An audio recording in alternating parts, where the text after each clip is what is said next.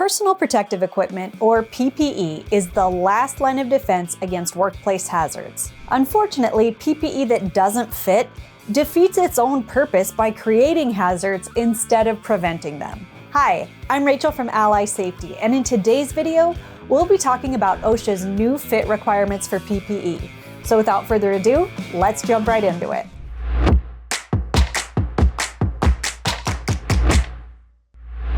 If you like our YouTube videos, make sure to check out our video subscription to access over 150 video courses.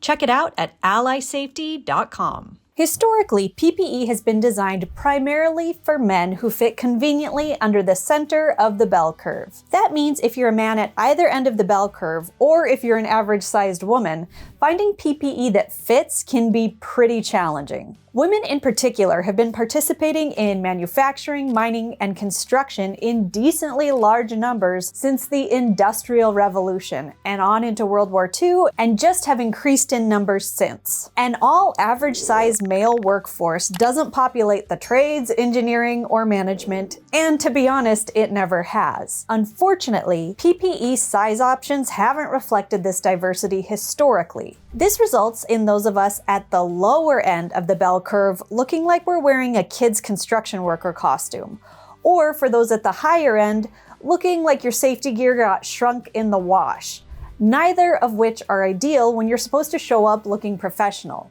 It also has the very real problem of creating a hazard rather than correcting one. Comment below if you've ever struggled with finding the right PPE fit. But here's the thing. The workforce is made up of people of different genders, diverse sizes, and shapes. And the gear that protects us needs to reflect that to do its job effectively. So let's talk about how OSHA has shaken things up to make sure that PPE that fits everyone is now available. Why fit matters. Picture this, working with a pair of gloves so big that you can't get a good grip on the tools, or a safety harness that's so uncomfortable you don't wear it right. Sounds frustrating, right? And what does frustration lead to? Accidents. PPE that doesn't fit isn't just uncomfortable, it's dangerous. Loose clothing like safety vests that are too big can get caught in machinery.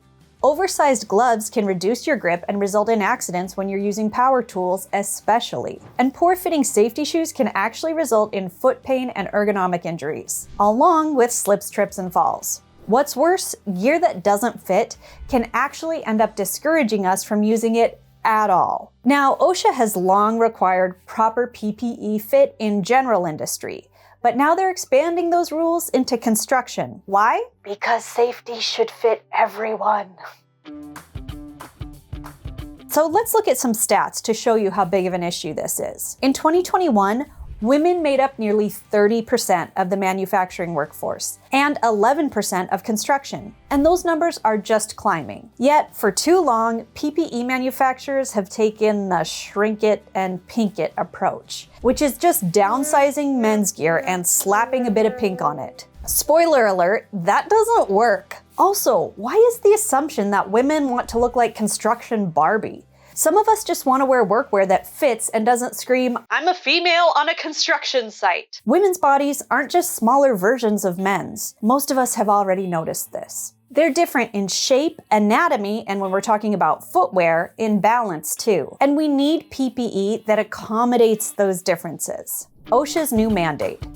So what's changing? In December of 2024, OSHA finalized updates requiring construction PPE to meet the same proper fit standards as general industry. Here's what that means. Harnesses need to fit different body shapes and sizes. Gloves should accommodate smaller and larger hands. Safety footwear must support narrower feet and higher arches. Now, this isn't just about comfort, it's about keeping us safe. You need a harness to fit right so you have the flexibility to work while it's still snug enough to protect you during a fall and not injure you. Gloves have to allow for dexterity while also providing protection. And boots need to provide enough support to help you balance, provide good traction, and prevent foot injuries. Advancements in women's specific PPE.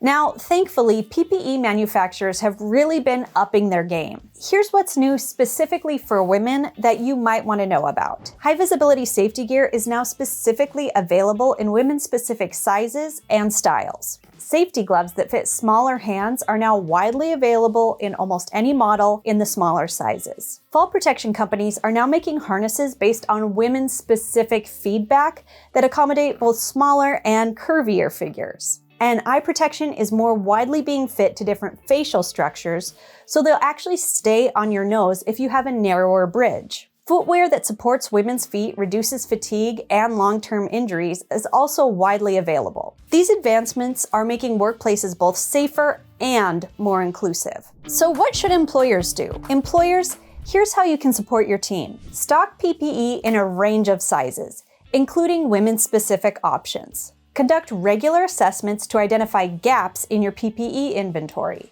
Encourage feedback from workers to make sure their gear fits and functions properly. And collaborate with suppliers to get the right gear.